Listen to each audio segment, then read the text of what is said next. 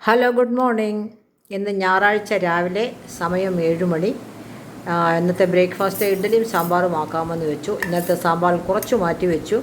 ഒക്കെ ദോശമാവില്ല, വാങ്ങിക്കണം. അതുകൊണ്ട് ഇന്നത്തെ രാവിലത്തെ നടത്തം സിവിൽ സ്റ്റേഷൻ ജംഗ്ഷനിലോട്ട് ആകാമെന്ന് വിചാരിച്ചു. കുറച്ചേ ഉള്ളൂ, 5 മിനിറ്റ് നടന്നാൽ മതി. അവിടെ എല്ലാ സാധനങ്ങളും കിട്ടും. 2, 3, 4 കടകളുണ്ട്. എല്ലാ കടകളിലും എല്ലാ ഐറ്റംസും പാലേതായിട്ട് എല്ലാം കിട്ടും. അങ്ങനെ ഒരു കടയിലോട്ട് ചെന്ന് കുറച്ച് ചുമന്നുള്ളി, വെളുത്തുള്ളി, കുറച്ച് സവാളയല്ല, ഉരുളക്കിഴങ്ങ് ഇതൊക്കെ വാങ്ങിച്ചു. പിന്നെ മിൽമയുടെ ഒരു തൈര്, പാല്, ഒരു ദോശമാവ്, പാക്കറ്റിലെ ദോശമാവ്.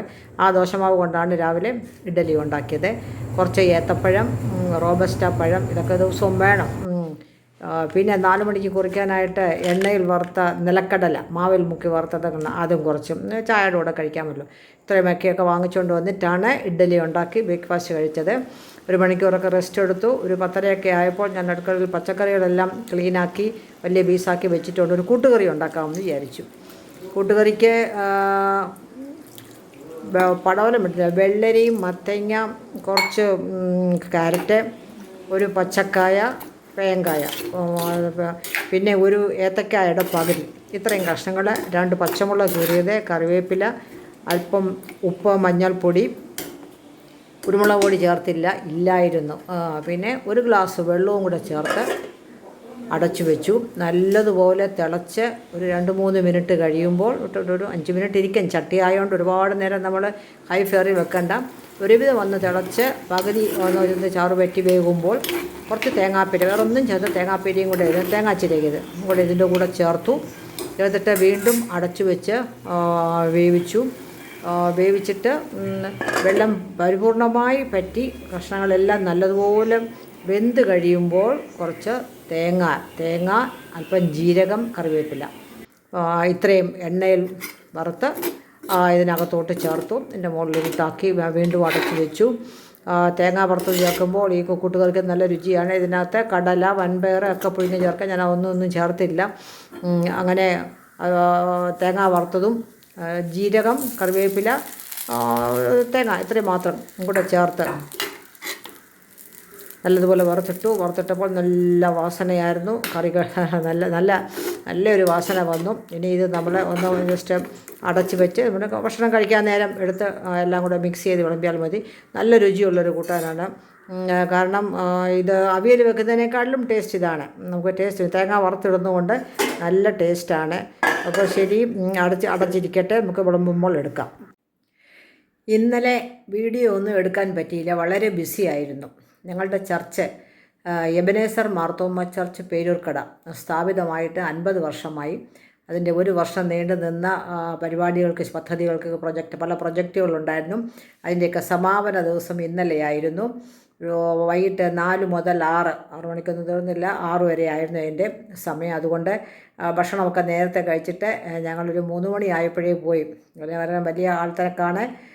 പല വിശിഷ്ടാദികളും വരുന്നുണ്ട്. പ്രത്യേകിച്ച് മാർത്തോമാ സഭയുടെ പരമാധ്യക്ഷൻ അഭിവന്യ തിയോഡോഷ്യസ് തിരുമേനി, അടുത്തത് നമ്മുടെ മലങ്കര കാതോലിക്ക സഭയുടെ മേലധ്യക്ഷൻ തിരുവനന്തപുരം ആസ്ഥാനമായിട്ടുള്ള അഭിവന്യ ക്ലിമ്മീസ് തിരുമേനി, പ്രതിപക്ഷ നേതാവ് VD സതീശൻ, നമ്മുടെ ഭക്ഷ്യമന്ത്രി ശ്രീ അനിൽ സാർ, പിന്നെ ഈ ചർച്ച ഇരിക്കുന്നത് വട്ടിയൂർക്കാവ് നിയോജക മണ്ഡലമാണ്. അവിടുത്തെ MLA അഡ്വക്കേറ്റ് പ്രശാന്ത് MLA, ഇങ്ങനെ ഇവരൊക്കെയായിരുന്നു വിശിഷ്ടാതിഥികൾ. ഇവരെല്ലാം ഇതിൽ VD സതീശൻ, പ്രതിപക്ഷ നേതാവ് VD സതീശൻ മാത്രം വന്നില്ല. കാരണം ഷാഫി പറമ്പിലിൻ്റെ ഒരു പ്രശ്നം കൊണ്ട് അവിടെ എല്ലായിടത്തും വലിയ ഇതൊക്കെ ആയിരുന്നല്ലോ പ്രശ്നമൊക്കെ ഉണ്ട്. അദ്ദേഹത്തിന് മാത്രം വരാൻ കഴിഞ്ഞില്ല. ബാക്കി എല്ലാവരും സമയത്ത് തന്നെ വന്നു. ഒരു 50 വർഷമായിട്ട് ഈ ചർച്ചിലെ ആരാധനകൾ, പിന്നെ ചുറ്റുപാടുമുള്ള സമൂഹത്തിന് വേണ്ടി ചെയ്യുന്നതായ സാമൂഹ്യ സേവനങ്ങൾ, പല പ്രൊജക്റ്റുകൾ, ഇതൊക്കെ ഉണ്ട്. എല്ലാവരും അതൊക്കെയും സംസാരിച്ചു. ഞങ്ങളൊക്കെ അതിനകത്ത് സന്നിഹിതരായിരുന്നു. വലിയൊരു ജനാവലി ആയിരുന്നു. പിന്നെ ഇതിൻ്റെ കൂടെ തന്നെ ഓരോ ചർച്ചിനും മിഷൻ ഫീൽഡുകളുണ്ട്. ഞങ്ങൾക്കിവിടെ ഹാർബിപുരം തൊട്ടടുക്ക തന്നെയാണ്.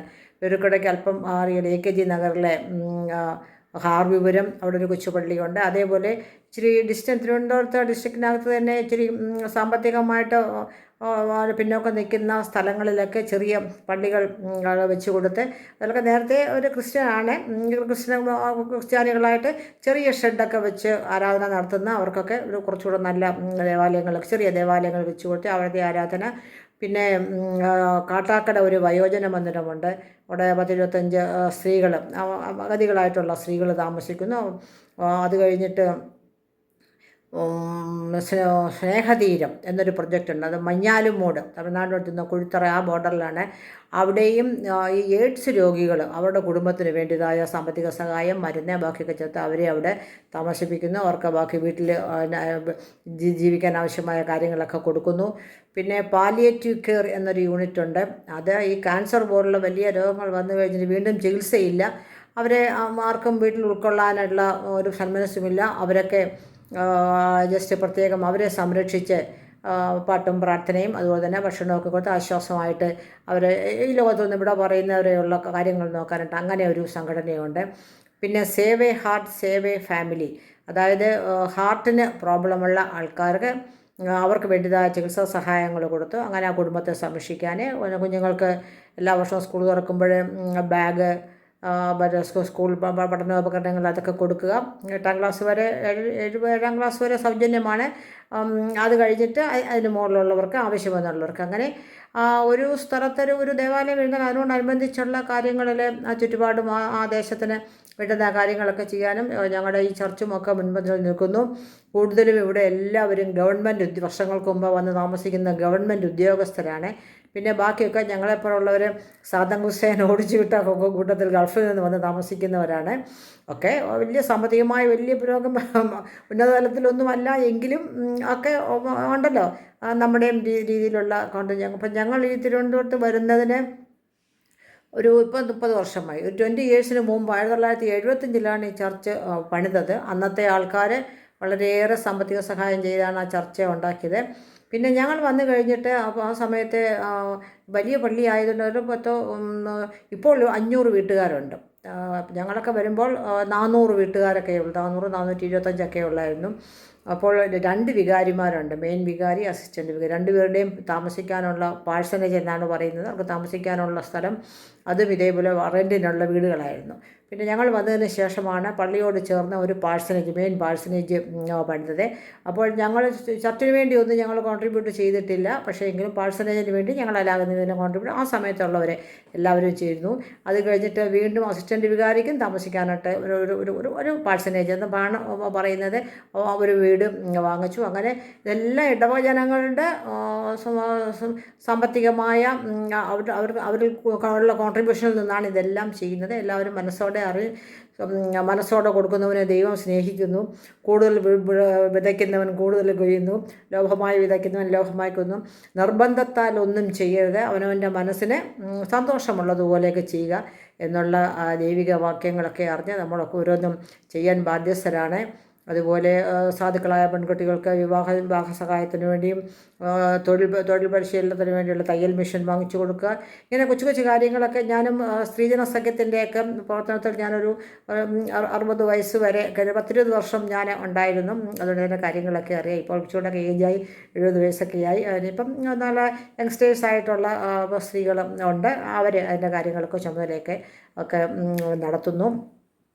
അങ്ങനെ 4 മുതൽ 6 വരെ ആയിക്കോട്ടും പ്രോഗ്രാമൊക്കെ ഇടയ്ക്ക് പാട്ട് പല എല്ലാവരുടെയും റിപ്പോർട്ട് വായിക്കുന്നത് എല്ലാം കൂടെ കഴിഞ്ഞപ്പോഴത്തേക്കും 7 മണിയായിപ്പോയി. എങ്കിലും എല്ലാവരും ക്ഷമയോടൊക്കെ ഇരുന്നു. തീരെ ക്ഷീണാവസ്ഥയുള്ളവർ മാത്രമേ നേരത്തെ ഇറങ്ങിയുള്ളൂ. പിന്നെ എല്ലാവർക്കും സാൻഡ്വിച്ചും സ്വീറ്റ്സും ഒക്കെ ചായയും ഒക്കെ ഉണ്ടായിരുന്നു. അങ്ങനെ ഞങ്ങളൊരു 7-7:30 അങ്ങനെ പുറത്തിലെത്തി. അങ്ങനെ ഇന്നലെ അതുകൊണ്ടൊന്നും വീഡിയോ ഒന്നും ചെയ്തില്ല. ക്ഷീണമൊക്കെ 2-3 മണിക്കൂർ ഒറ്റ സ്ട്രെച്ചിൽ ഇരിക്കുക എന്ന് പറഞ്ഞാൽ അതൊരു വലിയൊരു സംഭവമാണ്. ഞങ്ങൾ ചർച്ചിൽ എല്ലാപ്പോഴും അങ്ങനെ ക്ഷമയോടെ ഇരിക്കും. ആരും തീരെ വയ്യായെങ്കിൽ മാത്രമേ എഴുന്നേൽക്കത്തുള്ളെങ്കിൽ എല്ലാവരും അവിടെ തന്നെ ഇരിക്കുക. അങ്ങനെ ഇന്നലത്തെ ദിവസം മുഴുവനും ചർച്ചിൽ അവിടെ പോകാനുള്ള കാര്യങ്ങൾക്ക് വീട്ടിലെ ക്രമീകരണങ്ങളൊക്കെ ആയിരുന്നു. പിന്നെ രാവിലെ എഴുന്നേറ്റാണ് ബാക്കി ഇന്നത്തെ കാര്യങ്ങളൊക്കെ നടത്തിയത്. അപ്പോൾ നമുക്ക് ഭക്ഷണം കഴിക്കാം. ഇന്നത്തെ സ്പെഷ്യൽ നമ്മുടെ കൂട്ടുകറിയാണ്, തേങ്ങ വറുത്തിട്ട കൂട്ടുകറിയാണ്.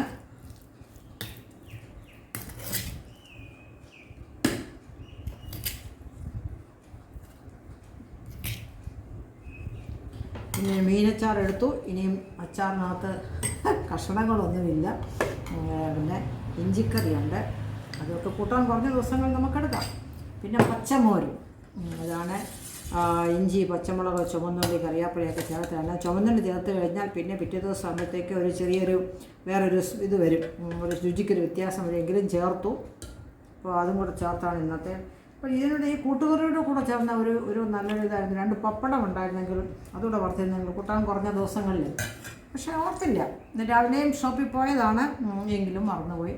കുഴപ്പമില്ല, നമുക്ക് ഇത്രയും സാധനമൊന്നും ഫ്രിഡ്ജിലൊന്നും കൂട്ടാനൊന്നും മറന്നിരിക്കില്ലല്ലോ. ഇല്ല അന്ന്. അപ്പോൾ ഇത്രയും ഭക്ഷണങ്ങൾ കൂട്ടി നമുക്ക് ഭക്ഷണം കഴിക്കാം. അപ്പോൾ എന്നാൽ ശരി.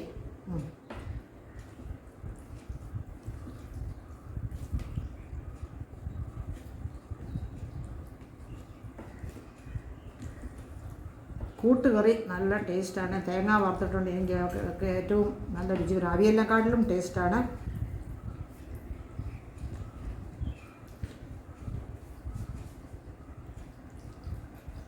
നല്ല ടേസ്റ്റാണ് തേങ്ങ വറുത്തിട്ട് കഴിയുമ്പോൾ കൂട്ടാൻ.